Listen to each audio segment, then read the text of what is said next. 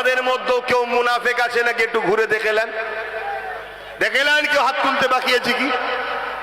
দেখেলেন?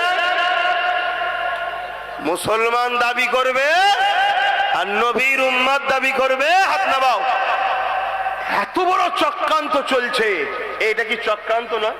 কথা বলুন, চক্রান্ত নয়? এরপরও আমি বলছি সবার সাবজেক্ট সব নয়, সবার সমস্ত উলামাকে যেই সাবজেক্টে বলতে হবে তাও নয়, কমসে কম বিরোধী করা তো উচিত নয়। ঠিক না বেঠিক? যে আমি নামাজলে বলি, ও রোজালে বলি, ও হজলে বলে, কিন্তু আব্বাস সিদ্দিকী যেটা বলছে ঠিকই বলছে, উলামাদের বিরোধী করা কি উচিত? কথা বলুন, উচিত কি? কিন্তু আজ আমার বিরুদ্ধে লেগে গেছে। কেন রে? না, শাসক ভাড়া দিয়ে রেখেছে, খাওয়াচ্ছে। একবারও ভাববেন না দুটো হাত কে দিয়েছে, দুটো চোখ কে দিয়েছে, দুটো পা কে দিয়েছে, যে খাচ্ছেন এই খাদ্যটা হজম যে হচ্ছে প্রক্রিয়া ওটা কে দিয়েছে, কিডনি কে দিয়েছে, চোখে যে দেখছেন দেখার ক্ষমতা কে দিয়েছে, নিঃশ্বাস যে কে দিয়েছে? সেই আল্লাহর সঙ্গে যেখানে গায়রুল্লাহ শরীক হয়, ঠিক আছে এটা অমুসলিমদের ভাইদের ব্যাপার, আমি তার ধর্মের বিষয়ে যাচ্ছি না। যেমন আমাদের কাছে গরুর গোশত পছন্দ হালাল, অনেক অন্য ধর্মের ভাইদের কাছে অপছন্দ।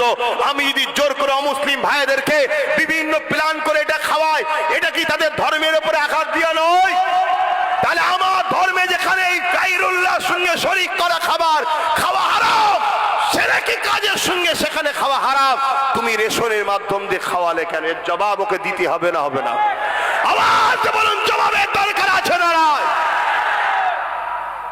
আজকে যখন এই কথাগুলো জলসায় বসে বলি, বলছে উনি তো জলসা করে না, রাজনীতি করতে আসছে। তা উনি রাজনীতি না করে ধর্মকে শেষ করছে কেন? কথা বুঝছেন না, বোঝেন না? উনি রাজনীতি করা দরকার তো উনার, উনি রাজনীতি করা ছেড়ে দিয়ে আমার ধর্মকে মিটাতে চাইছে কেন? আবার বলছে কোথায় কি কি কিসের জন্য জমি দেবে, কোথায় নিউ টাউনে, আবার কোথায় মুর্শিদাবাদে নাকি 20 বিঘে কোথায় জমি দিয়েছে, তার কি মন্দির হবে। চলো এটা অন্য ধর্মের বিষয়, আমি ও বিষয়ে যাচ্ছি না, কিন্তু আমার ধর্ম যেটাকে অ্যাকসেপ্ট করে নে, তুমি শাসকের মাথায় বসে এটাকে কি করে আমায় খাওয়াচ্ছ? আপনারাও মনে কষ্ট পেচ্ছেন আমার কথায়? আওয়াজটা একটু হালকা করে বলছেন কেন? যদি কষ্ট পান সেটাও বলুন কষ্ট পাচ্ছি, আর যদি বলেন যে না কষ্ট পাইনি সেটাও বলুন যে আব্বাস সিদ্দিকী ঠিক বলছে না ভুল বলছে। তাহলে আমার সাথে কারা একমত হাত তুলে দেখান। কেউ যদি আমাদেরকে মসজিদ মাদ্রাসার জন্য আন্দোলন করতে গেলে দিল্লি যেতে বলে, তাহলে তা আগামী দিন তারা যদি আমাদের কাছে ভোট চাইতে আসে, আমরাও বলতে পারবো তো দিল্লি যাও, এ হাত সত্য তো দিল্লি যাও। নবিয়ানা মাহফিলে বসে আল্লাহকে সাক্ষী রেখে বলছেন দিল্লি যাও, বলতে পারবো? আওয়াজ দিয়ে বলেন বলতে পারবো? ভয় আল্লাহকে করো, কোন নেতা মন্ত্রী কারো কিচ্ছু ক্ষমতা নেই, সব ক্ষমতার মালিক একজন, তিনি কে? আওয়াজ দিয়ে বলো কে? আল্লাহকে ভয় করো। জন্মেছি একদিন, মরবো একদিন।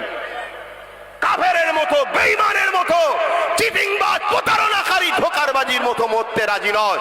আল্লাহর দ্বীনের জন্য ইনসাফ নাই, গরিব অসহায় মানুষের জন্য বীরত্বের মতো মরবো।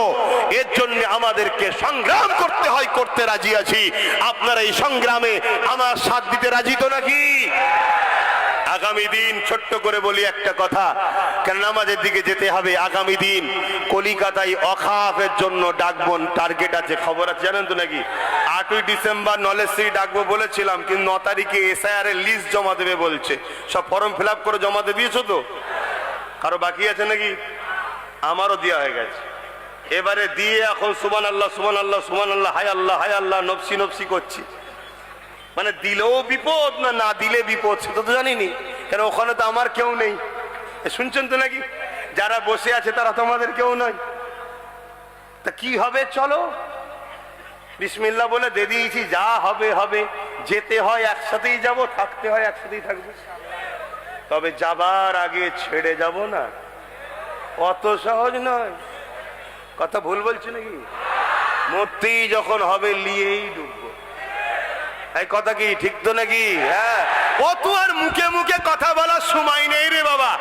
ঘুরিয়ে ঘুরিয়ে ঘুরিয়ে ঘুরিয়ে ঠিক আছে দেখছি, ঠিক আছে দেখছি, ঠিক আছে দেখছি করতে করতে তো ঘরে ঢুকে গেলে, দিয়ালে পিঠ থেকে গেল, আর কি হবে?